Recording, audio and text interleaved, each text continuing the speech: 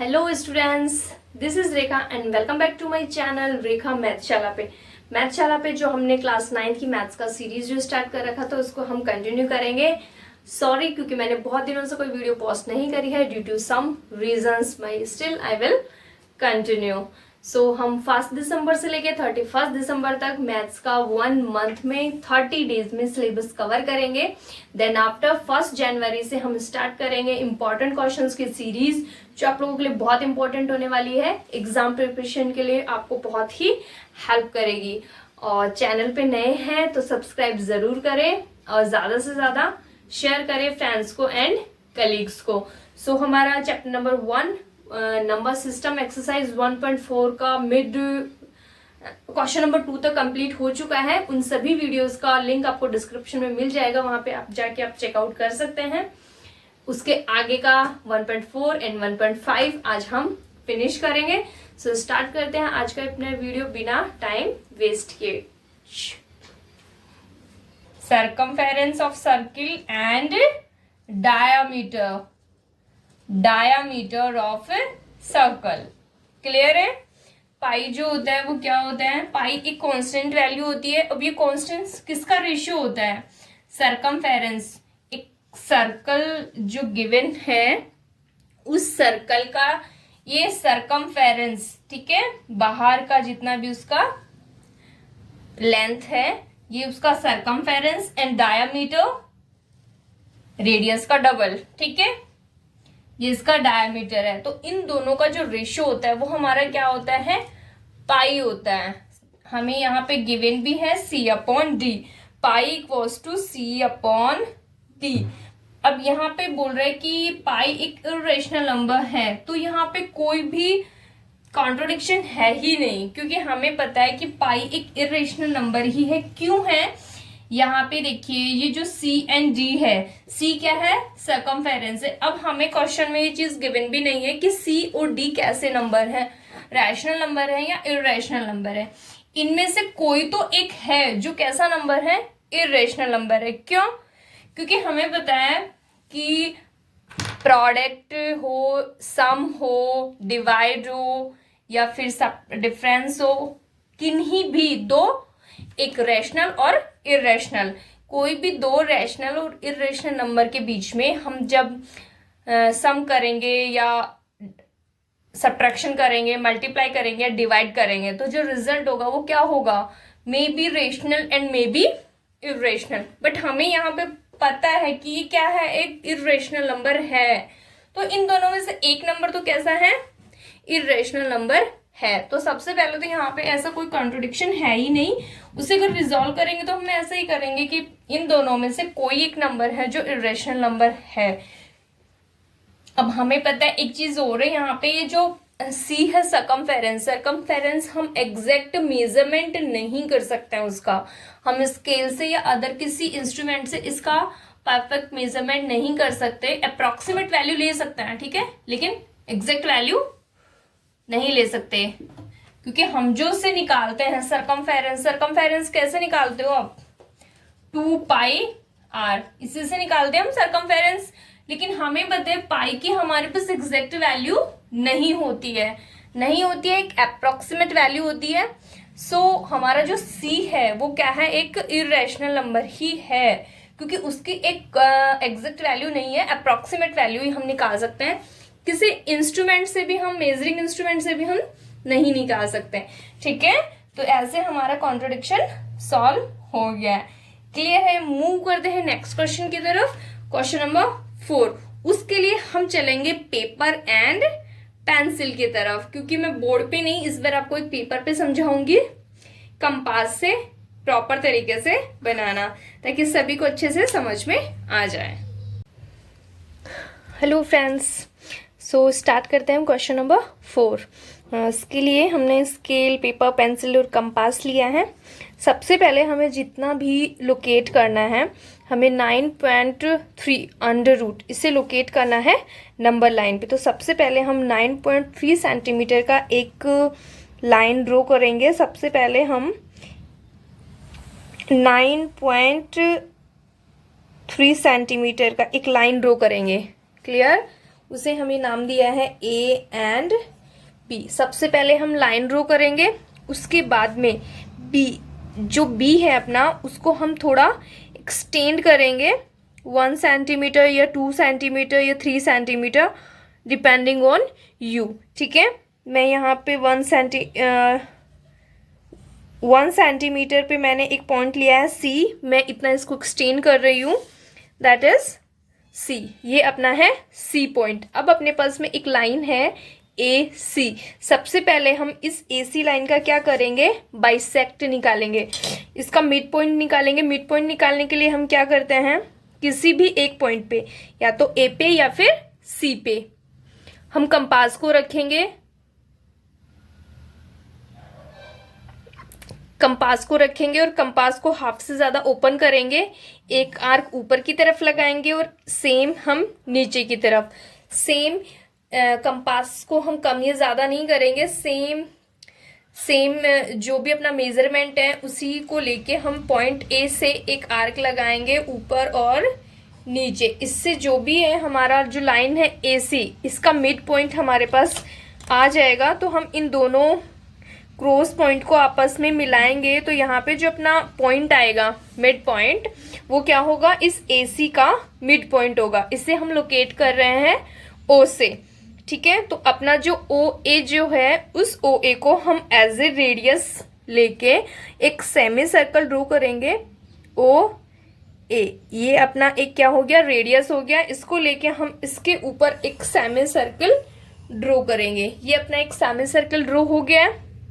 Okay, then after जो B point हमने लिया था, क्योंकि ए बी अपना कितना था 9.3, ये ए बी जो था अपना वो था 9.3 सेंटीमीटर यहाँ से यहाँ तक का, और 1 सेंटीमीटर हमने ये एक्सटेंड किया था। तो हम बी पॉइंट पे परपेंडिकुलर ड्रॉ करेंगे जो इस ए सी सेमी सर्किल को कट करेगा, कहीं भी कट करेगा। तो सबसे पहले हम यहाँ पे क्या करेंगे, परपेंडिकुलर। परपेंडिकुलर का मतलब क्या है, 90 डिग्री का एंगल। इसके लिए क्या करते हैं, किसी भी साइज का हम कंपास को ओपन करेंगे, उससे एक सेमी सर्कल ड्रॉ करेंगे, आर्क लगाएंगे। फर्स्ट परपेंडिकुलर ड्रॉ होगा। ठीक है, तो यहां से बी पॉइंट से हम एक लाइन ड्रॉ करेंगे जो इस पॉइंट को इंटरसेक्ट करेगी, और ये लाइन इस सेमी सर्कल को एक पॉइंट पे क्रॉस कर रही है। इसे हम नाम देते हैं डी का। क्लियर है, तो यहाँ पे जो बी डी, ये थोड़ा सा टेढ़ा हो गया था, मुझसे इग्नोर करना। यहाँ पे ये जो बी डी, ये जो बी डी अपना मेजरमेंट है वो कितना है, √9.3। अब इसी को हमें लोकेट करना है कहाँ पे, इस नंबर लाइन पे, जो लाइन हमने स्टार्टिंग में ली थी। तो इसके लिए हम क्या करेंगे, सबसे पहले इस लाइन को थोड़ा और एक्सटेंड कर लेंगे। इसका कोई मेजरमेंट नहीं है, हम ऐसे ही थोड़ा सा इसको एक्सटेंड करेंगे। एक्सटेंड करने के बाद में हम कंपास को, जितना हमारा बीडी है, ओके, उतना कंपास को ओपन करेंगे। देन आफ्टर एक आर्क ड्रॉ करेंगे जो इस नंबर लाइन पे एक पॉइंट पे कट करेगी। यही पॉइंट हमारा क्या है, इसे हम नाम दे रहे हैं ई से, और यही है हमारा √9.3। तो ऐसे हम 9.3 को नंबर लाइन पे रिप्रेजेंट कर सकते हैं। क्लियर है, जितने भी और रूट वैल्यूज है, √5, √2 या एनी अदर, उन सभी को हम इसी तरीके से नंबर लाइन पे रिप्रेजेंट कर सकते। मूव करते हैं हमारे नेक्स्ट क्वेश्चन की तरफ। Question number 5। फर्स्ट क्वेश्चन है, इसका फर्स्ट पार्ट है 1/7। यहाँ पे हमें क्या करना है, इनको रेशनलाइज करना है। किसको रेशनलाइज करना है, डिनोमिनेटर को। डिनोमिनेटर में जो इरेशनल फॉर्मेट दिया हुआ है हमें उसे ही रिमूव करना है। उससे हम डिनोमिनेटर को क्या कर देंगे, इजीली रेशनलाइज कर देंगे।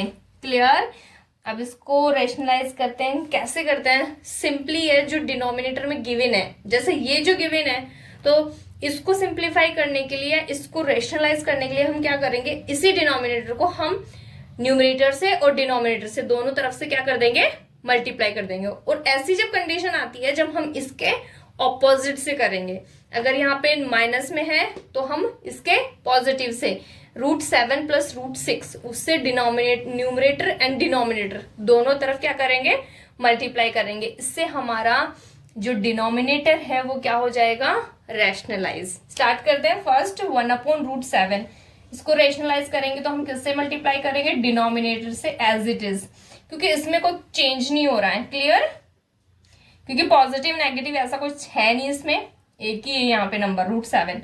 √7 को 1 से करेंगे, √7 कितना होता है 7, तो मतलब 7 डिनोमिनेटर से हमारा जो इरेशनल पार्ट है वो क्या हो गया, रिमूव हो गया, इससे रैशनलाइज हो गया ये। और ये नंबर लाइन पे इजीली रिप्रेजेंट भी किया जा सकता है रैशनलाइज होने के बाद में।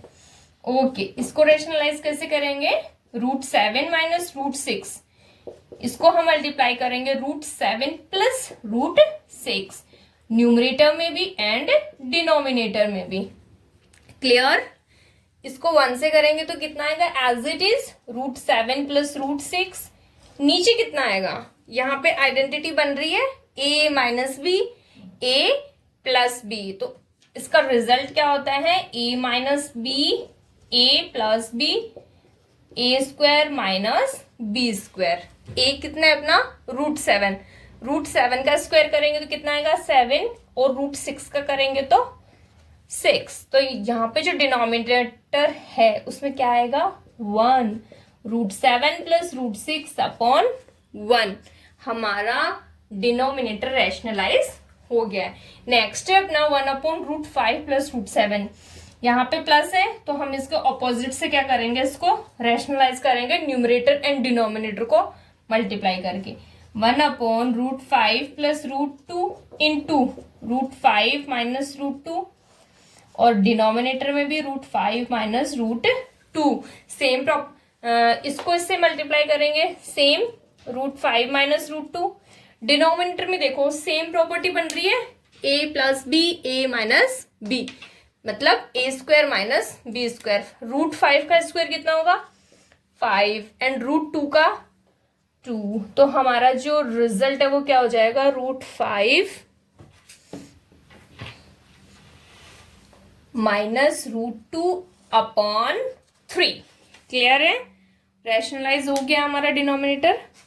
मूव करते हैं इसके नेक्स्ट पार्ट की तरफ। इसको रैशनलाइज कैसे करेंगे हम, √7 प्लस 2 से मल्टीप्लाई करके, न्यूमरेटर में भी एंड डिनोमिनेटर में भी। कितना हो गया, ये 1 से करेंगे तो √7 प्लस 2, और डिनोमिनेटर में सेम प्रॉपर्टी बन रही है a minus b, a plus b, that means a² minus b²। √7 का स्क्वायर 7 एंड 2 का स्क्वायर 4। रिजल्ट क्या हो जाएगा अपना, √7 प्लस 2 अपॉन 3। क्लियर, यहाँ पे हमारा एक्सरसाइज 1.4 कंप्लीट हो गया है। 64 का पावर 1/2, इसका पावर गिवन है अपने को हाफ। अब हमने लॉज ऑफ एक्सपोनेंट पढ़े थे कुछ, मैंने इंट्रोडक्शन में आपको कुछ लॉज बताया थे, इन्हीं कुछ लॉज को हम यहाँ पे यूज करेंगे और इनका रिजल्ट फाइंड आउट करेंगे। 64 का पावर गिवन है, हम इससे प्राइम फैक्टराइजेशन कर सकते हैं। 64 का प्राइम फैक्टराइजेशन कितना होगा, 2 की पावर 6 हो सकता है ना, हो सकता है, क्या होता है यही है, सॉरी, 2 की पावर 6 कितना होता है अपना 64, और इसका भी पावर हमें गिवन है, मतलब 1/2। अब हमें लॉज ऑफ एक्सपोनेंट पढ़ा था कि पावर की भी जब पावर गिवन होती है तो वो पावर आपस में क्या हो जाती है, मल्टीप्लाई हो जाती है। तो हम यही करेंगे, इन पावर को क्या कर देंगे, मल्टीप्लाई। 6 इंटू 1/2, 2 3 जा 6, 2 की पावर 3 जो होता है कितना होता है 8, तो ये अपना आंसर कितना हो गया 8। क्लियर, नेक्स्ट है अपना 32 की पावर 1/5, इसका प्राइम फैक्टराइजेशन कितना होगा, 2 की पावर 5 कितना होता है 32, इसकी भी पावर हमें गिवन है 1/5। सेम पावर की भी जब पावर गिवन होती है तो वो पावर आपस में क्या हो जाती है, मल्टीप्लाई। 2 की पावर 5 इंटू 1/5, 5 से 5 कैंसिल एंड 2, ये अपना क्या हो गया आंसर। थर्ड है अपना 125 की पावर 1/3, इसका प्राइम फैक्टराइजेशन करेंगे तो कितना होगा 5 की पावर 3, इसकी भी पावर हमें गिवन है 3, सेम मल्टीप्लाई हो जाएंगी पावर आपस में, तो रिजल्ट कितना आएगा अपना 5। क्लियर है, बहुत ही इजी एक्सरसाइज है, आपको इजीली समझ में आ जाएगी। मूव करते हैं नेक्स्ट क्वेश्चन की तरफ, question number 2। Okay, question number 2 का फर्स्ट पार्ट है 9 की पावर 3/2। सबसे पहले हम इनका क्या करेंगे, जो बेस में हमें गिवन है हम उनका क्या करेंगे, प्राइम फैक्टराइजेशन, क्योंकि प्राइम फैक्टराइजेशन करने से वो जो भी वैल्यू गिवन है वो इजीली सॉल्व हो जाएगी। तो हम 9 का प्राइम फैक्टराइजेशन करेंगे कितना होगा 3 की पावर 2, उसकी भी पावर हमें गिवन है 3/2। सेम चीज आ गई, पावर की भी पावर गिवन है तो पावर आपस में क्या हो जाएंगे मल्टीप्लाई। तो 3 की पावर 2 इंटू 3/2, 2 से 2 कैंसिल आउट, 3 की पावर 3 कितना होता है 27। क्लियर, तो अपना आंसर कितना हो गया 27। नेक्स्ट है अपना 32 के प्राइम फैक्टराइजेशन अभी किए थे हमने, 2 की पावर 5, उसकी भी पावर हो गई 2/5। तो पावर आपस में क्या करेंगे मल्टीप्लाई करेंगे, 5 से 5 कैंसिल, 2 की पावर 2 कितना हो गया 4। क्लियर, नेक्स्ट है अपना 16 के प्राइम फैक्टराइजेशन क्या होगा 2 की पावर 4, और इसकी भी पावर हमें गिवन है 3/4। सेम पावर को आपस में करेंगे मल्टीप्लाई, 4 से 4 कैंसिल, 2 की पावर 3 कितना होगा 8। ये हमारे क्या है आंसर्स। नेक्स्ट 125 की पावर माइनस में है, यहाँ पे पावर किस में गिवन है आपको माइनस में, नेगेटिव पावर गिवन है। तो नेगेटिव पावर पॉजिटिव कैसे करेंगे, इसको नीचे, इसका नीचे ले जाके डिनोमिनेटर में ले जाके, ठीक है। हमने लॉज ऑफ एक्सपोनेंट में पढ़ा था, पावर नीचे हो तो पावर को ऊपर ले जाते हैं तो कैसी हो जाती है नेगेटिव, ठीक है, मतलब साइन चेंज हो जाता है उसका। Clear, okay. डिनोमिनेटर और न्यूमरेटर दोनों में कहीं भी हो पावर, जब भी पावर को चेंज करेंगे या तो न्यूमरेटर से डिनोमिनेटर में लेके जाएंगे या डिनोमिनेटर में से अगर न्यूमरेटर में लेके आएंगे तो पावर हमेशा क्या हो जाएगी, पावर का जो साइन है वो क्या हो जाएगा चेंज हो जाएगा। हम इसको लिख सकते हैं 1/125 की पावर 1/3। यहाँ पे पावर क्या हो गई अपनी पॉजिटिव।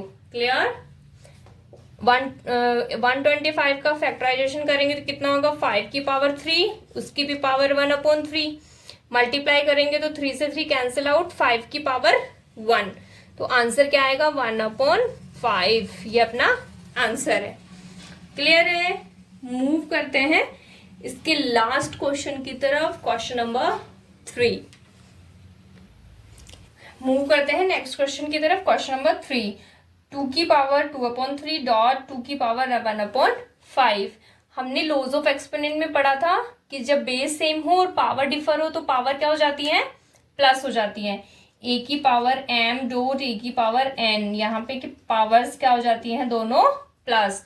तो हम सेम प्रोसेस यहाँ अप्लाई करेंगे, बेस सेम है हमारा 2, पावर को क्या कर देंगे ऐड कर देंगे, 2 एलसीएम लेंगे 15, 5 एंड 3, 10 प्लस 3, तो 2 की पावर 13/15। ये अपना क्या हो गया आंसर। मूव करते हैं नेक्स्ट पार्ट की तरफ, क्वेश्चन नंबर 3 का सेकंड पार्ट 1/3 की पावर 3। यहाँ पे डिनोमिनेटर में पावर गिवन है 1/3 की पावर 3, ऊपर कितना पावर है 7। तो सबसे पहले हम इसे न्यूमरेटर में लेके जाएंगे तो उसकी पावर का साइन क्या हो जाएगा चेंज हो जाएगा। हमने ये लॉज ऑफ एक्सपोनेंट में पढ़ा था, जब पावर ऐसे हो डिनोमिनेटर में हम न्यूमरेटर में लेके आएंगे तो पावर का साइन क्या हो जाएगा चेंज हो जाएगा। सेम कंडीशन है, अगर न्यूमरेटर में हो तो भी हम पावर और उसको डिनोमिनेटर में लेके जाना हो तब भी पावर का साइन क्या हो जाएगा चेंज होगा। क्लियर, और इसकी पावर क्या हो गई 7। अब यहाँ पे क्या है पावर की भी पावर गिवन है तो पावर आपस में क्या हो जाएंगी मल्टीप्लाई, 3 की पावर -21।